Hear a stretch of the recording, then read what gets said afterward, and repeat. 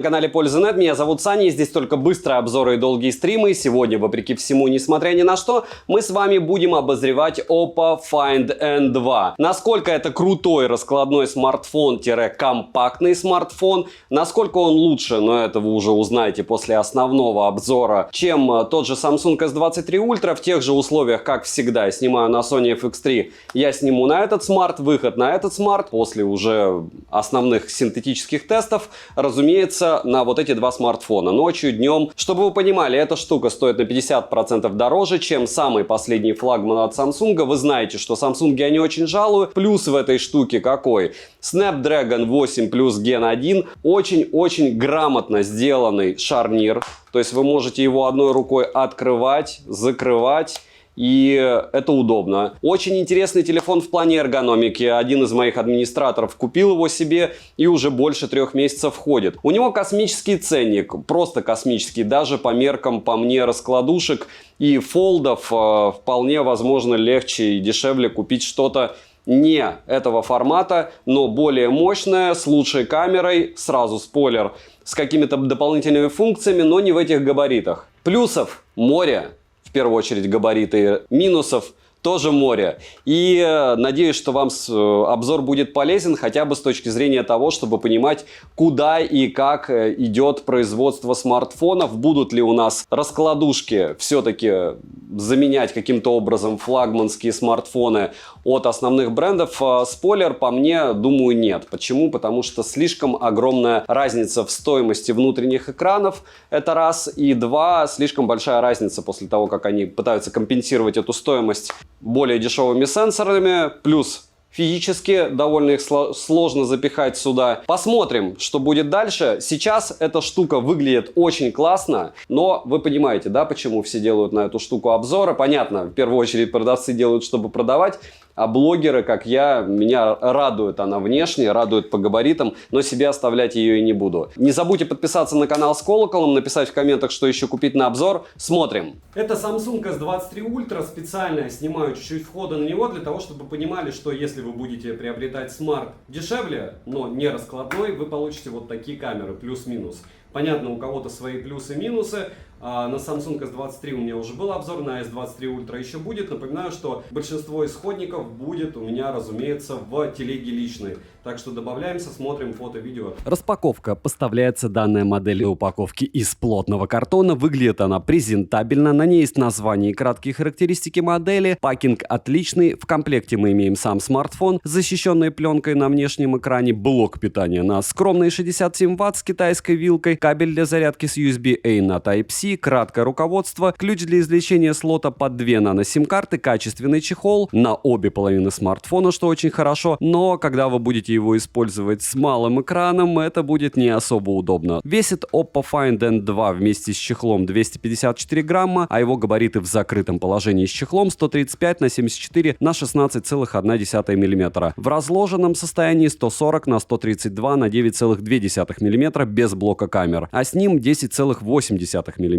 Розыгрыши море, читаем описание, какие сейчас актуальны, но постоянно это, разумеется, 5 Mi Band 7 серии разыгрывается за лайк, подписку и комментарий к любому видео. Подписывайтесь с колоколом и не забудьте подписаться на телеграм-канал скидок, там только полезные вещи из разряда того, где стоит по моему опыту покупать, потому что я приобретаю товары в большинстве своем сам, где не стоит и какие подводные камни, плюс, разумеется, полезные скидки. Телеграм-канал взаимопомощи, нас там 14 тысяч человек, посоветуют, что купить лучше по вашему ТЗ. И мой личный телеграм-канал, где я общаюсь с вами в режиме онлайна во время тестов смартфонов. Перейдем же к смартфону. Полетели. В продаже есть зеленая, белая и черная расцветка данной модели. В черной расцветке тыльная часть выполнена под кожу, а в остальных двух расцветках тыльная часть из матового стекла. И это хорошо. У меня зеленый, и вы видите, как он классно выглядит. Oppo Find N2 выглядит приятно из-за плавного перехода тыльной крышки к блоку камер. Дизайн смартфона, как по мне, отличный. Чем-то, к слову, в зеленой расцветке напоминает смартфоны от OnePlus. Те же тапки, только в профиль. Но мы же помним, да, что это одна корпорация BBK. К слову, еще раз напоминаю, что этот смарт у меня не блокировался, потому что и глобальной версии, в принципе, у него нет, поэтому за пределами Китая я не думаю, что у него будут проблемы. Хотя одна огромная проблема у Oppo есть, они не особо популярны за пределами азиатских стран. Рама алюминиевая, сборка качественная, как и материалы. Oppo Find N2 более компактный, чем тот же Xiaomi Fold 2 или Vivo X Fold Plus. Это тоже книжки, к слову, обзоры на эти смартфоны, разумеется, у меня уже есть на канале. Также я обозревал Oppo Find N2 Flip, и он был классным. Это раскладушка, сделали хорошо за эти деньги. Приобрести выгодно тоже можно на том же Авито. Так что, кому интересны раскладушки, не только на Samsung смотрим. Возвращаемся к Oppo Find N2. Шарнир выполнен из материалов аэрокосмического класса. Опора экрана из композитного углеродного волокна. Хотя, если честно, экран довольно тяжело открывается. На нем есть практически незаметная надпись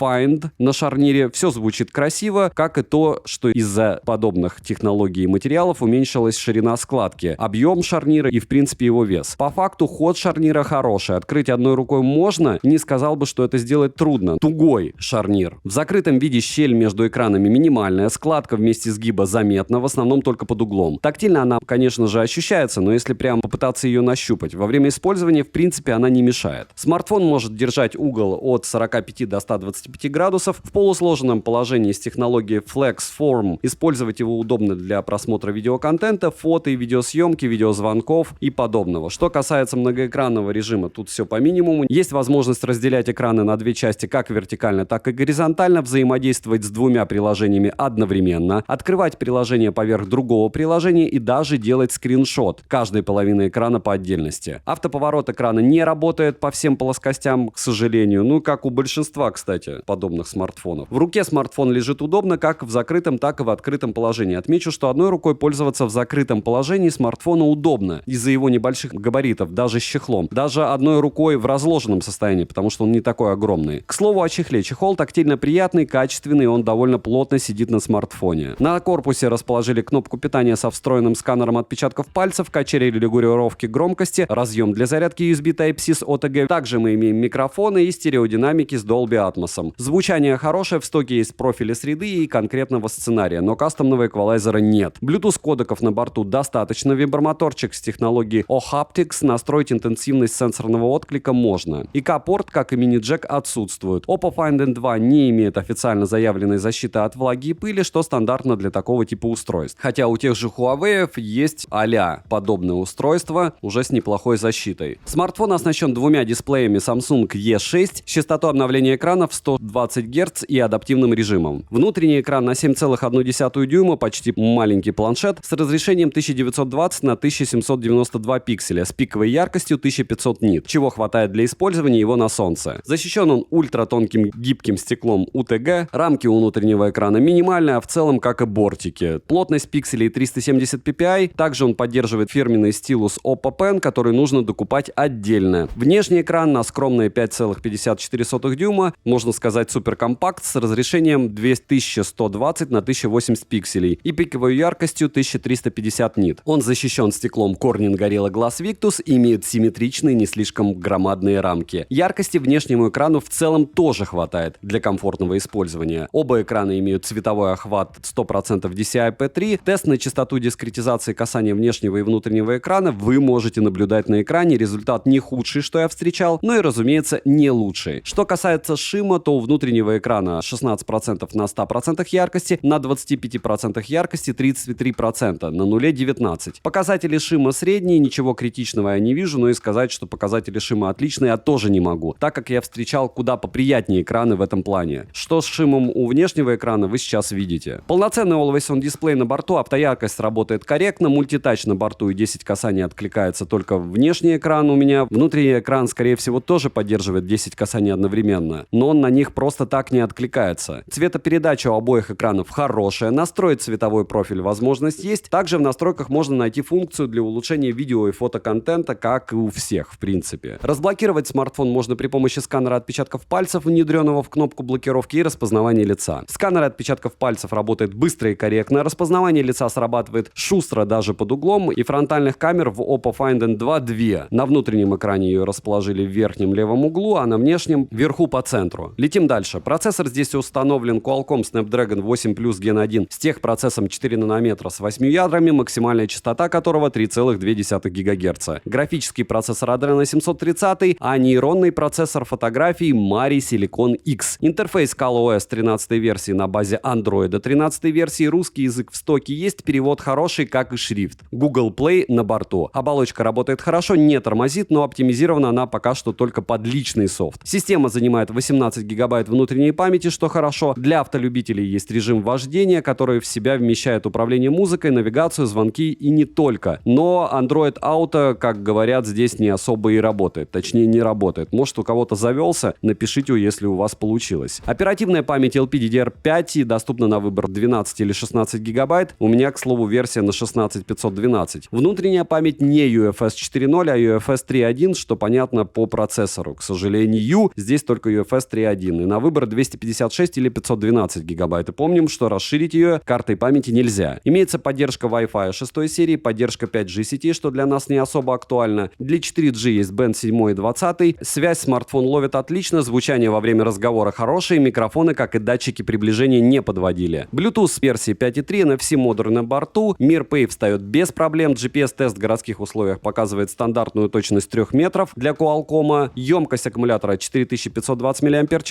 и, как по мне, можно было бы запихать аккумулятор сюда побольше. PC-Mark он выбил мало, а именно 11756 баллов. Тест на автономность в PC-Mark он не проходит. Смартфон же поддерживает быструю зарядку на 67 Вт, беспроводной зарядки, как и реверсивной, нет, что фейл, потому что вроде бы это а-ля флагман. Заряжается он от 0 до 10% за 6 минут родной зарядкой. Напоминаю, что я тестирую всегда смартфоны с нуля, ни с 1%, ни с 5, ни с 10. До 50% за 30 минут, до 21 за 50, до 100% за 58 минут, что не быстро. Я ожидал около 47 минут. За 1 час просмотра видео на YouTube по Wi-Fi на 100% яркости с большим раскрытым экраном улетает 9%. В игре Tactic Cool уходит за час 24% на внутреннем экране при одновременном стриминге в Твиче. PUBG New State он сбросил яркость через 26 минут игры. Все пруфы, как всегда, в Твиче. Я гоняю в онлайне, после этого на лайв-канал выкидываю. К сожалению, не держит он яркость долго. Genshin Impact запускается за 26 секунд. Играть на внутреннем экране удобно только в стратегии или что-то подобное. Либо в такие бродилки а-ля Quest. Смартфон в играх показал себя не лучшим образом, но и не совсем плохо. Скажем так, на внутреннем экране в стрелялке я в него играть вообще не мог, потому что это ужасные сенсоры. Перейдем же к тестам. Тротлинг-тест я прогонял на 100 потоках при 30 минутах, и смартфон выдал очень плохой результат. 223 гипса минимально, максимально 406, в среднем 322. В Geekbench 5 в синглкоре все очень скромно, 1036, в мультикоре 3653, 3D Mark показал Wildlife Maximum, Wildlife Extreme 2818, Wildlife Extreme Stress Test 2775, Wildlife Stress Test 10426, Slingshot Extreme и Slingshot на максимуме. В Antutu выдал результат в 1 миллион 76 тысяч попугаев. Storage тест показал хорошие 74 942 балла, 30-минутный стресс-тест вы можете наблюдать на экране, а результаты теста искусственного интеллекта 2 миллиона 974 тысячи. Это уже хорошо. Насчет Wildlife и всего остального могу сказать, что 3D Mark этот смарт проходил не в морозилке, в отличие от некоторых моих флагманских смартфонов, и поэтому он молодец, и все в плане тепловыделения, наверное, хорошо. Если бы еще не сбрасывал яркость в играх, да, было бы вообще волшебно. Основной блок камер с тыльной части состоит из 3 сенсоров, двойной LED вспышки и направленного микрофона. Над камерами Oppo работала совместно с Hasselblad, но опять же мы помним, что в основном это уже маркетинг. Основной сенсор Sony IMX890 на 50 мегапикселей с оптостабом. Сверхширик на 48 мегапикселей с углом обзора в 115 градусов. И телеобъектив на 32 мегапикселя с двухкратным оптическим зумом. Запись видео доступна в максимальном разрешении с основного модуля в 4К 60 FPS. Запас 8К отсутствует, что не совсем критично в принципе, но опять же примеры вы увидите и решите сами. Сверхстабилизация работает только при 1080p 60 FPS. 2 фронтальных сенсора идентичны на 32 мегапикселя. Максимальное разрешение для съемки видео 1080p 30 FPS. Вспомогательных функций, различных режимов и тому подобное в стоковой камере более чем достаточно. Про режим, панорама, фильмы, двухоконный режим, замедленная съемка, длинная выдержка, X-Pen, стикеры и так далее. Все это на борту. Использовать основную камеру для селфи-снимков возможность есть, и это очень удобно. Есть небольшое отличие в цветопередаче между сенсорами, что, конечно, не радует. Стабилизация неплохая, автофокус отрабатывает хорошо. В целом, что по видеосъемке, что по фотосъемке, смартфон показал себя достойно. Но ничего невероятного по мне он не выдает, и до топов он абсолютно не дотягивает. Короткие примеры в сравнении с S23 Ultra вы сейчас увидите, и помним, что S23 Ultra на 50% дешевле. Смешно звучит, правда? Теперь те же самые условия, что были в начале съемки. 1080p у, разумеется, Oppo, фронтальная камера, и 4К 60 FPS у Samsung.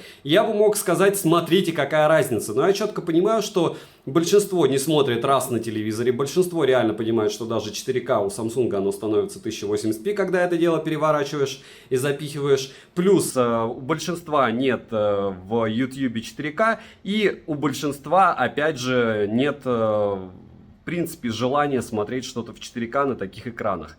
В целом и то, и другое можно использовать, и даже для контента. Насколько хорошо это подходит под ваши сценарии использования, решать вам. Мое дело вам показать разницу, когда один смартфон стоит на 50% дороже, другой на 50% дешевле, правильно? 4К 60 FPS у обоих смартов, и что мы видим здесь? Разумеется, мы видим то, что Oppo делает такой неплохой кроп, насколько хорошо они отслеживают, насколько хорошо микрофоны работают, оба смартфона в чехлах, решать вам. Здесь для акустики все плохо, для картинки все отлично. Но помним, чем больше недостатков вы видите в лице, в обзоре, в примерах, тем лучше качество съемки. Что касается, не знаю, каких-то фотоснимков, еще чего-то.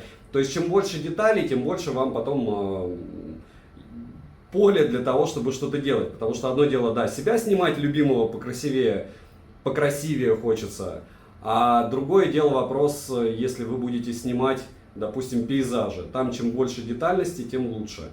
Так что вот так примерно они снимают. Основная камера 4К 60 FPS и устройство фактически одной стоимости. Это Samsung S23 Ultra и Oppo Find N2 Fold. Не Flip, не путайте. И, разумеется, стоимость Fold определяется не камерой, а способностями. Но все равно неплохо по мне. 4К 60 FPS, минутное стандартное видео в торговом центре. Оба смартфона находятся в чехле. Возможно, у вас с аудио будет какая-то беда, возможно, нет. Но обычно у Samsung хорошие микрофоны. И сейчас в режиме довольно быстрой ходьбы вы имеете возможность наблюдать, как основные модули работают у обоих смартфонов. И я не скажу, что, кстати, если встать, что Oppo сильно проигрывает. Но опять же, исходники будут в телеге, сможете их оценить. Вот такие маленькие объекты, какие-то крупные, допустим, людей. Все снимает довольно неплохо. Но это смотря, опять же, как смотреть. Если брать зум, то у Samsung, разумеется, есть X3. У Oppo X3 будет вот таким. X3, X10 у Samsung, и у Oppo X10 будет вот таким. В принципе, same. То есть, ну да, у Samsung просто волшебно все по сравнению с Oppo. И такой же небольшой тест для фронталки. Притом, разумеется, у Samsung S23 Ultra фронталка в 4К. У Oppo она 1080p, и нет, она не волшебная. И еще немного спокойного сравнения. Сижу, снимаю с двух рук. Солнце достаточно яркое, но никаких зайчиков я не вижу, ни с каких объектов. Как люди выглядят на обеих камерах, вы видите. По мне, резкость довольно высокая у Oppo, но не сказал бы, что он прям плохо снимает. Мне нравится. И те же условия у фронталок. Напоминаю, что, разумеется, у Oppo только 1080p, у Samsung 4К. В принципе, хватит вам. Для протокола в ту сторону невозможно даже в солнечных защищенных очках смотреть. Вот так справляются S23 Ultra и N2 Fold, будем называть его так. Ну, разница огромная, но все равно по мне Fold молодец. 4К 60 FPS, закат, и вот так на два смартфона это все будет выглядеть. В принципе, кто-то другой справляется, но по поводу фризов вы сами видите на Oppo. Я только что видел легкий фриз, хотя те же 60 FPS. И сверхширик также Oppo и Samsung. Вот так все это будет выглядеть при сравнении. X2 и X10 на Samsung и на Oppo. Смотрите, 4К 60 FPS, и это пока не ночь, но сумерки. И это тоже интересно, то есть нет включенных источников освещения, каких-то атомных, ядерных, вот этих двух, получается, неоновых штуковин. С одной стороны, с другой стороны уже включили освещение почти везде. Кстати, заметьте, сколько камер. большой брат следит за нами. Фронталка, прям фронталка у Flip Fold N2. И я вам скажу, ну выглядит это дело интересно. Опять же, мне почему нравится фронталка здесь, в отличие от Vivo. Они ее не по центру разместили. Понятно, что когда ты смотришь на экран, кажется, что ты не на экран смотришь, ты пытаешься найти фронталку, ты ее не видишь. Но с другой стороны, видите, снимает она хоть 1080p ночью и вроде бы неплохо, вроде бы. О, можно. Короче, основная камера 4К 60 FPS. Я обожаю такую штуку, потому что ты можешь себя снимать и одновременно снимать улицу. И плюс все это дублируется на твой большой экран, на основной экран. Конечно, штатив под это дело подобрать будет сложно, но можно. Но плюс в том, что у тебя есть габаритный, получается, малогабаритный смарт. Вы ощущаете, сколько детской радости, правда? Потому что даже в мою небольшую лапу это дело помещается. И снимать можно вообще без каких-то проблем себя, при том, что на основную камеру это класс. Потому что при любом раскладе она будет лучше, чем фронталка. Физику никто не отменял. Вот так. И спокойно будете разворачивать ее и снимать все, что вам надо, не надо, с более-менее стабильной стабилизацией. Кстати, сейчас попробую схлопнуть. И если получится схлопнуть... Нет, к сожалению, когда я захлопнул смартфон, он перестал снимать с основной камеры. Ну ничего критичного. Все равно прикольно было. И опять супер громкое место, 4К 60 FPS. И нет, не очень хорошо Find справляется. Не очень. Встал, когда он чуть лучше. 4К 60 FPS. Вот так. 4К 60 FPS. Кафешка.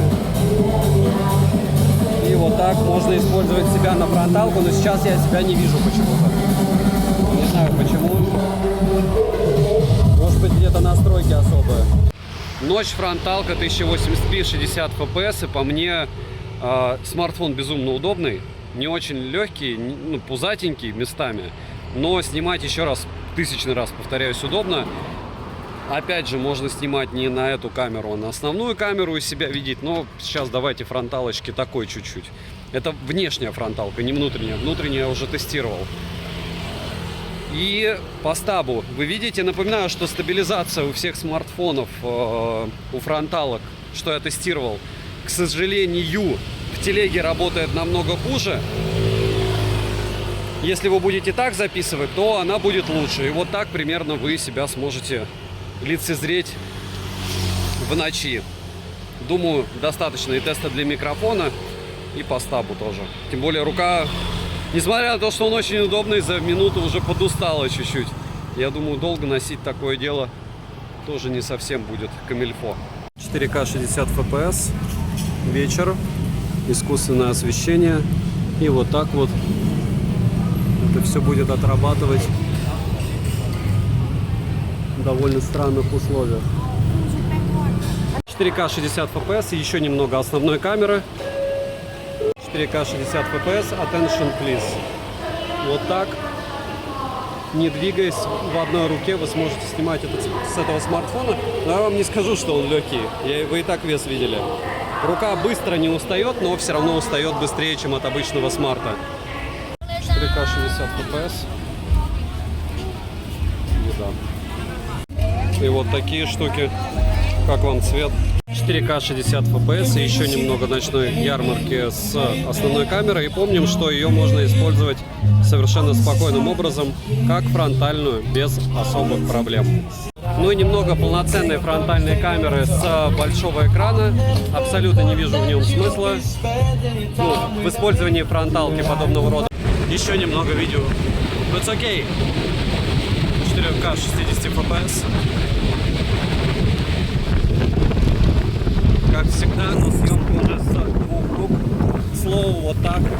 Если на основную камеру будете снимать себя во время поездки, а не на фронталку, вы себя будете видеть.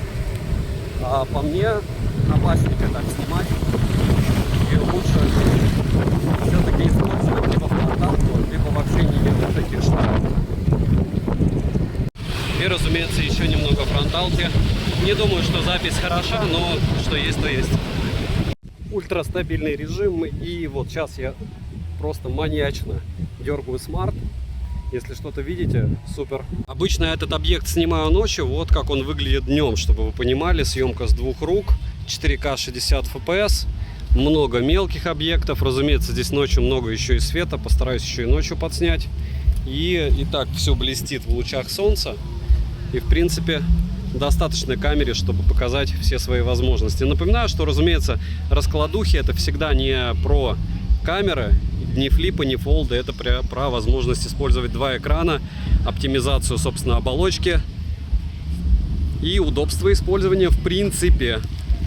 В тех же условиях фронталка, камер мало не бывает, тем более я вставляю после основного обзора. Кому не надо, тот не смотрит уже, правильно? Видите, читаю комментарии. И чуть не забыл, съемка против солнца, разумеется, исходники фотографий, основные, которые по мне интересны, у меня в личной телеге. Смотрим там. И еще немного 4К 60 FPS, основная камера. Вот так вот вы будете снимать в ТЦ какие-нибудь объект. 4К 60 FPS, медленно веду. И как-то не получилось либо медленно, либо что-то где-то я не понял. Против солнца снимает неплохо. Вы ощущаете, да? Даже с солнцем неплохо справляется. Это пример работы малой фронталки. Получается наружный экран.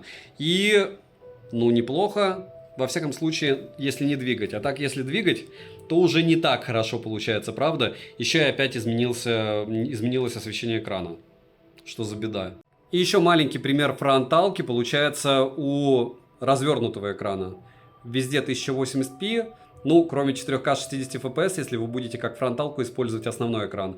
У таких экранов я не вижу смысла во фронталке, с одной стороны. С другой стороны, если вы общаетесь через, получается, смартфон, то, наверное, смысл в ней есть. Если он у вас в развернутом состоянии, особенно удобно, что вы можете его просто согнуть и использовать фактически как подставку, штатив, сам смарт. Почти все раскладушки так могут. 4К 60 FPS, немного примеров съемки объектов в идеальных условиях обстановки, разумеется. Здесь давайте мы просто покажем, что все у нас хорошо, и автофокус работает, и 4К 60 FPS работает в принципе исправно. Минусы. Процессор тротлит, нет беспроводной зарядки, нет возможности расширить память, вставив microSD, маленькая автономность, нет защиты от воды и пыли, Wi-Fi не 6 серии, чего уж там говорить о 7 серии, и недоработано ПО до уровня, наверное, Huawei, даже Vivo, не говоря уже о Samsung'ах. Цену можете посмотреть по ссылке в описании к видео, не забудьте подписаться на телеграм-канал Скидок, взаимопомощи и мой личный телеграм-канал, ну и, разумеется, поставить лайк, жмякнуть на колокольчик и написать в комментах, что бы вы еще хотели увидеть на обзор на моем канале. Резюмирую я на Oppo Find N2, наверное, классическим образом из разряда «А судьи кто?». Вспоминаем классиков. Почему? Потому что, смотрите, есть у нас смартфон. Из уникального у него габариты. То есть, по большому счету, если объективно рассуждать,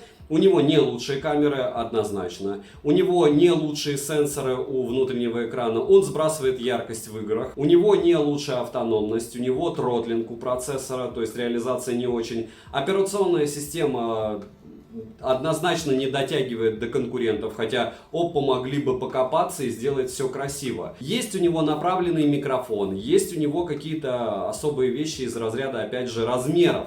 Я все время к ним возвращаюсь, потому что аналогов на рынке нет.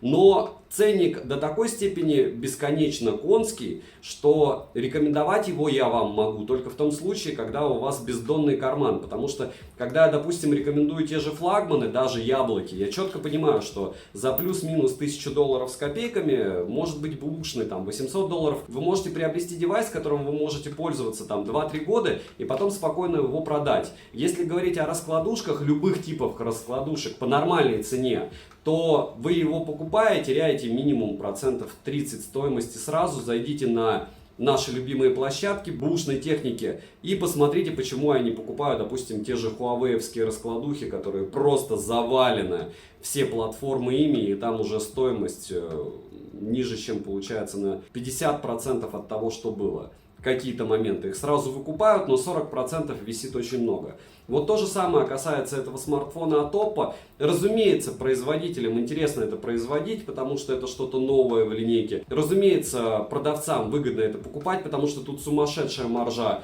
То есть я вам спойлер скажу сразу, что на нее накидывают, на эту бедную раскладушку при перевозке к нам, 40% стоимости. Это космос. То есть ни на один из смартфонов, вообще Samsung, без разницы что, нет таких наценок, как на раскладушки. И потом ими опять же завалено Авито. К чему это все? Не к тому, чтобы отвернуть вас от покупки данного устройства.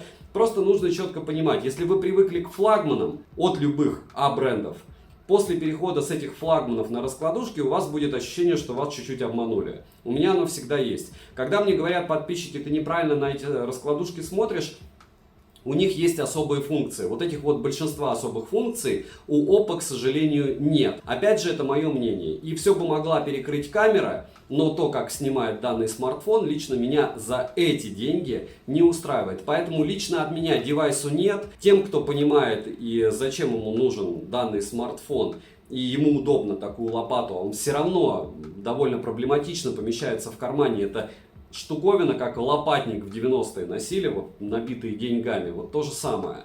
Если вам это дело устраивает, то или у вас сумочка, кланч, еще что-то, классно. Как второй телефон, классно. Для серфинга в интернете классно. Для игр нет, для съемки есть много чего нового и интересного. По автономности никакого космоса на день вам хватит. И по ПО тех, у кого были раскладушки, эта штука разочарует, потому что здесь все намного хуже, чем у конкурентов. Надеюсь, данный обзор был вам полезен. Напоминаю, что моя миссия моего канала — найти все особенности устройства, прикинуть, что есть на рынке, и резюмирую, сказать вам свое личное мнение. Оно, разумеется, может и должно отличаться от вашего, потому что вы обладаете другой информацией, у вас другие сценарии использования, другой карман и другая мотивация. За те деньги, что я его приобрел, ну, в принципе, он меня устраивает, потому что я его также плюс-минус смогу продать. За те деньги, повторяюсь, что он висит практически везде, это лютый оверпрайс. Подписывайтесь на канал с колоколом, пишите в комментах, что бы вы еще хотели увидеть на обзор. Повторяюсь, от меня девайсу нет, как самому девайсу, он супер классный, отдельно от стоимости. Да, добра и удачи вам, дорогие друзья!